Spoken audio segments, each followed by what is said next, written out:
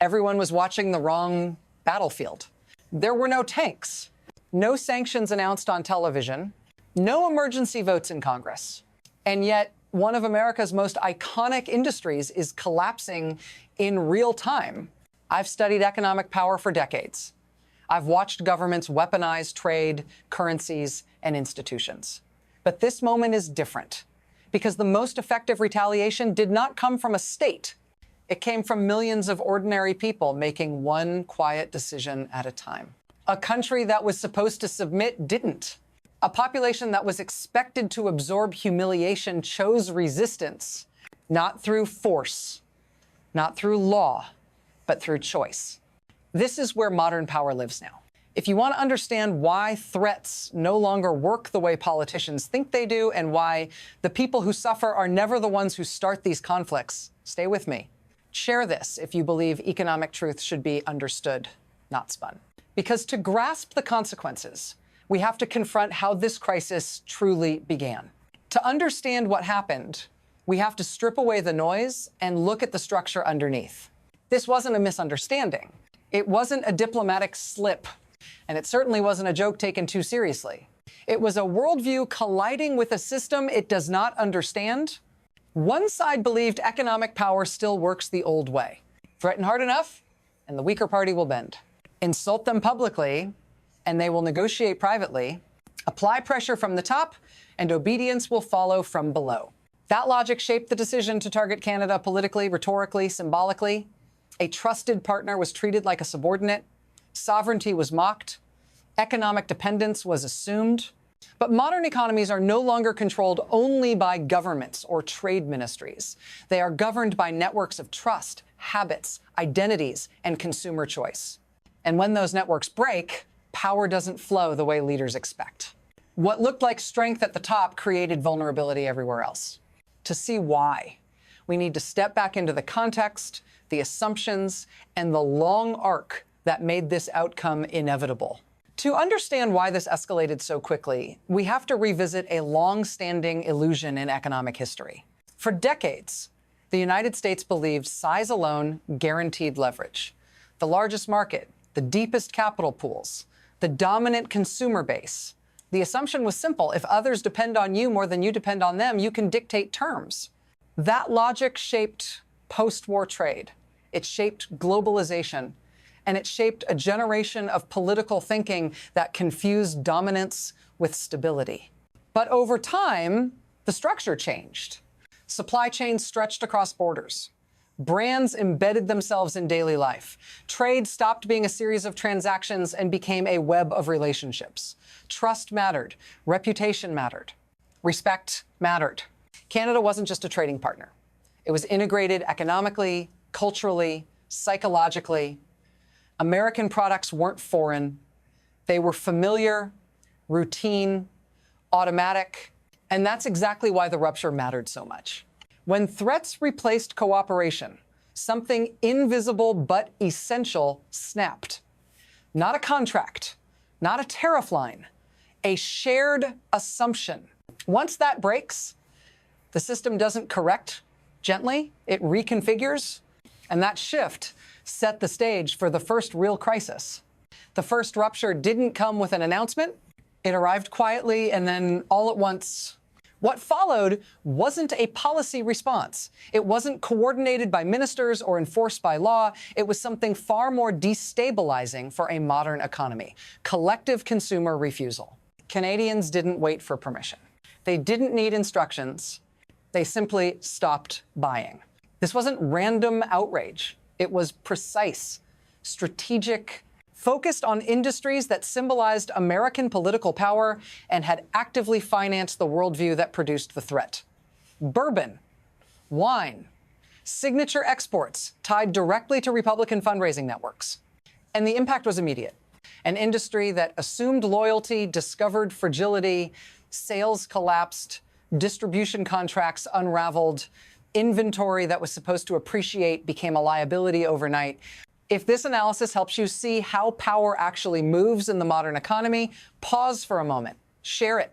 These mechanisms are invisible until they break, and most people never learn why.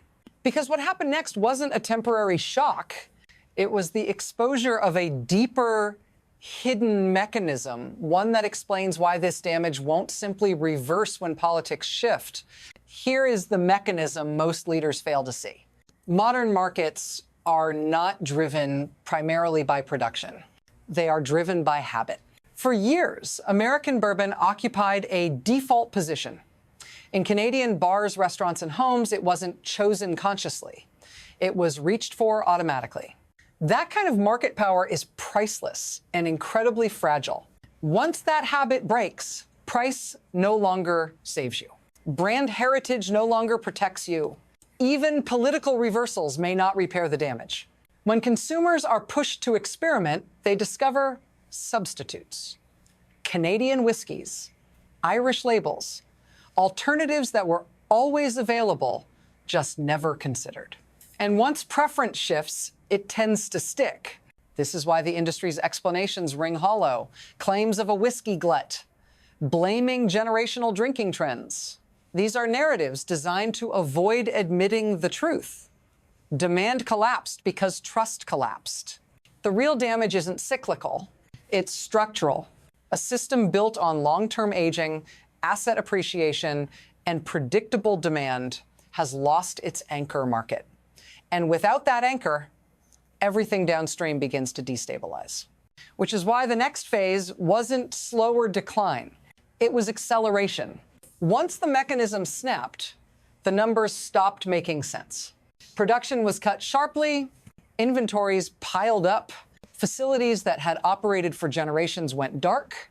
A distillery running continuously since the 1930 seconds doesn't close lightly. That decision signals something far beyond a temporary downturn. It signals that future demand is no longer credible. When barrels of aging bourbon, once treated as appreciating assets, are suddenly worth less than their storage cost, the entire financial logic of the industry collapses. Bankruptcy courts see it first, lenders follow, workers feel it last. This is what acceleration looks like in economic crises. Not one dramatic failure, but cascading ones. Layoffs at iconic brands, bankruptcy filings by smaller producers, asset values written down across the board. Each failure reinforces the next. And through it all, the political architects of the conflict remain insulated. No missed paychecks, no shuttered factories in their districts. Which brings us to the human dimension, the people who never chose this fight, yet are paying for it every day. This is where the abstraction ends and where you enter the story. If you're a worker in Kentucky, this isn't about geopolitics. It's about a paycheck that may not arrive, health insurance that suddenly feels fragile, a mortgage that doesn't pause because a trade war went wrong. You didn't threaten Canada. You didn't design a coercive trade strategy. You didn't mock an ally's sovereignty on a holiday. And yet, you're the one absorbing the shock. That's how bad economic policy always works. The people with the least power carry the most risk. Political leaders make sweeping decisions insulated from consequences, while workers and families live with the fallout, layoffs, uncertainty, anxiety. If this feels unfair, it's because it is. If this explanation resonates, don't keep it to yourself. Share it. Too many people are told this pain is inevitable, when in reality, it is chosen, because the harm doesn't stop at state lines. What's happening here is sending signals far beyond one industry and reshaping how the world views American power itself. What began as a bilateral insult is now a global signal. Other countries are watching closely.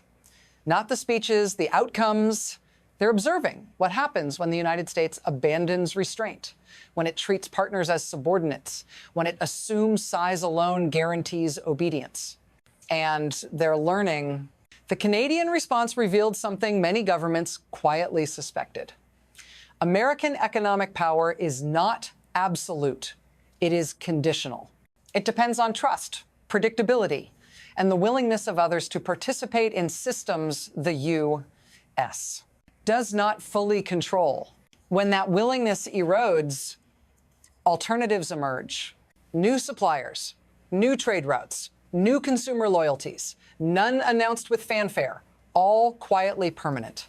This is how influence drains away in the modern world. Not through dramatic collapse, but through steady reallocation. A restaurant changes its menu. A distributor rewrites contracts. A consumer forms a new habit. Multiply that across borders, and you don't get a protest. You get a rebalancing, and once global expectations shift, they rarely shift back, which leaves us facing the only question that matters now. What comes next, and how bad could this become? From here, there are only 3 plausible paths forward, and none of them restore the world that existed before this began. The first is the optimistic scenario. Rhetoric cools, pressure eases, diplomatic norms quietly return. But even in this best case, the damage remains. Consumer trust, once broken, does not reset on command. Market share loss through habit change rarely comes back fully. The system stabilizes at a lower level. The second path is stagnation. The conflict never formally escalates, but it never resolves either. Boycotts persist. Industries adapt by shrinking. Workers cycle through layoffs and temporary recoveries. This becomes a slow erosion, normalized over time. No headline collapse, just steady decline. The third path is escalation. Threats multiply. Other partners test similar consumer-based resistance. Fragmentation accelerates. American firms face not one boycott, but many small ones, each individually survivable, collectively devastating. The lesson across all 3 is the same. Power in complex systems is fragile. It depends less on force than on consent. And once consent is withdrawn, even the strongest actors discover limits they never planned for. Which brings us to the final question: responsibility, legacy, and what this moment ultimately teaches us. What we are witnessing isn't a trade dispute. It's a failure of leadership and a lesson in accountability. This conflict began with ego, not necessity. No one demanded these threats. No crisis required them. They were chosen. And when consequences arrived, they landed where they always do: on workers, families, and communities with the least ability to absorb them. Leadership means understanding that words carry weight, that alliances are assets, that economies are ecosystems, not arenas for personal dominance. When those truths are ignored, damage doesn't stay abstract. It becomes layoffs, bankruptcies, lost futures. If there is an insight to carry forward, it's this: power in the modern economy flows upward from millions of individual choices. When people decide not to reward intimidation, markets move, systems adjust. Even superpowers discover limits. If this analysis clarified something for you, don't let it end here. Share it. Talk about it. Demand better from those who claim authority over lives they rarely understand. Because this story isn't over. And the next chapter, whether it's repair or repetition, depends on what we learn now.